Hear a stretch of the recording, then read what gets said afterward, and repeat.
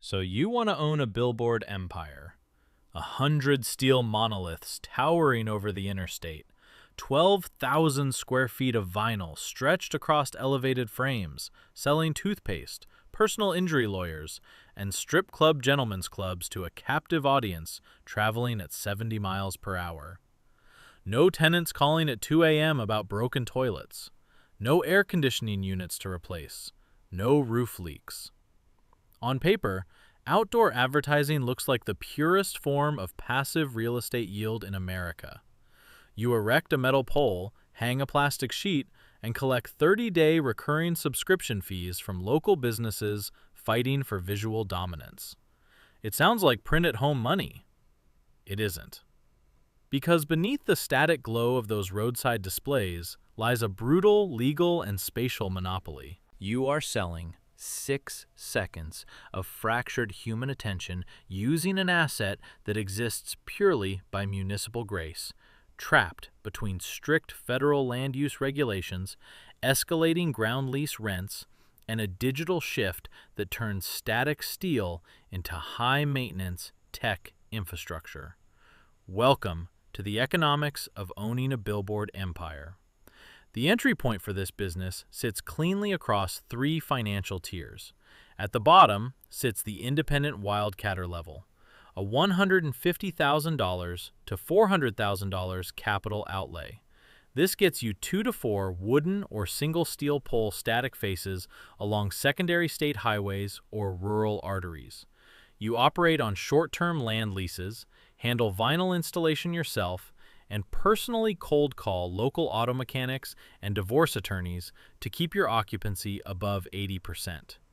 At the middle tier sits the regional independent level, $3 million to $8 million.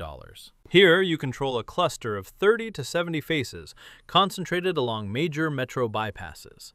You transition from static vinyl to digital LED displays, hire dedicated climbing crews, and interface with regional media buying agencies to secure multi-month corporate contracts. Then comes the institutional monopolist level, $100 million and beyond. This is the playground of publicly traded REITs and infrastructure giants like Lamar, Outfront Media, and Clear Channel Outdoor. They don't hunt for individual sites.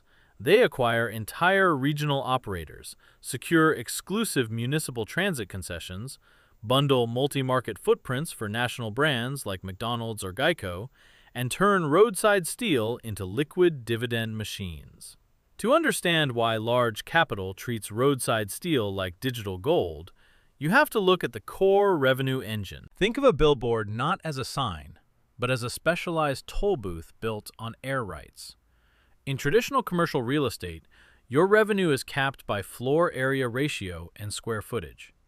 In outdoor advertising, your revenue is dictated entirely by a metric known as DEC, Daily Effective Circulation, and CPM, the cost per 1,000 impressions. A single double-sided static billboard on a busy highway receiving 50,000 daily vehicle passes generates roughly 1.5 million monthly impressions. At a modest $5 CPM, that single structure commands $7,500 per month in ad space. If you convert that static face to a high-brightness LED digital display, the unit economics explode. A static billboard holds one advertiser for 30 days. A digital billboard rotates through an 8-slot loop, showing a new 8-second ad every minute. Suddenly, you aren't selling one ad spot for $7,500. You are selling 8 distinct spots for $2,000 each. The structural footings, the land lease, and the steel pole remain identical, but your gross revenue quadruples to $16,000 per month on the exact same piece of dirt. This staggering yield potential creates an intense physical game of spatial density and legal fencing. You cannot simply buy a piece of land next to a highway and build a billboard. Under the Highway Beautification Act of 1965 and modern municipal zoning codes, new billboard construction is strictly restricted or outright banned across vast swaths of the country. This regulatory wall transforms existing, legally non-conforming billboards into natural monopolies. Because space is artificially constrained, the most critical physical asset isn't the steel pole, it's the ground lease. Billboard operators rarely own the land beneath their signs. Instead, they sign 10 to 20-year ground leases with private property owners, paying either a flat monthly fee or a percentage of gross ad revenue, typically 15% to 20%. If a property owner realizes how much money your digital display makes, they will squeeze you mercilessly at lease renewal. If you lose the ground lease, you are forced to dismantle a $300,000 digital structure, leaving you with zero residual value. The dirt owner holds all the spatial leverage. Yet, spatial leverage is only half the battle. Underneath the balance sheet lies a fatal operational flaw: high capital intensity and digital obsolescence.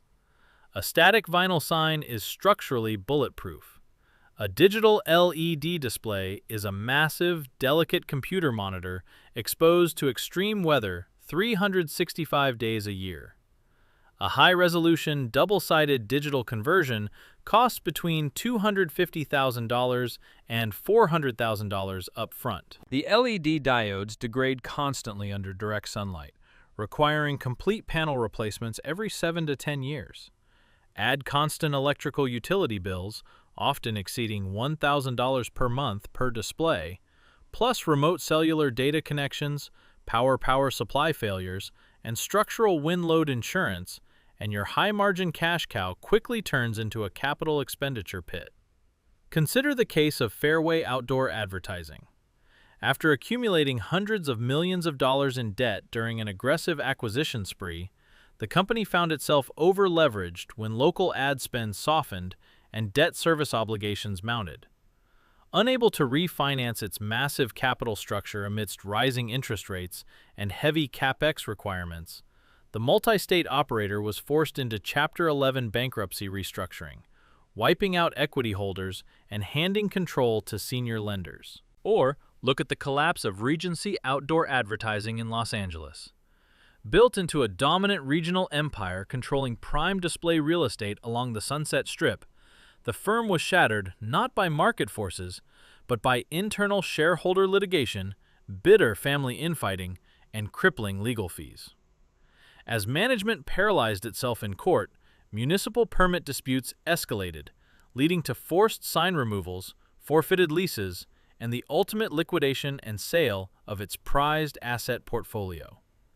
At the end of the day, the financial equation of a billboard empire collapses into one clean formula.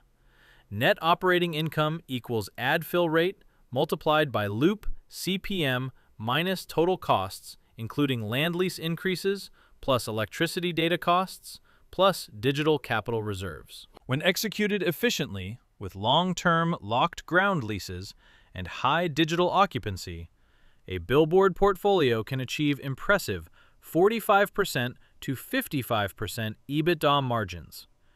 Industry titans built fortunes by capturing prime traffic choke points early, locking down 50-year land rights, and riding the transition from static vinyl to dynamic digital loops.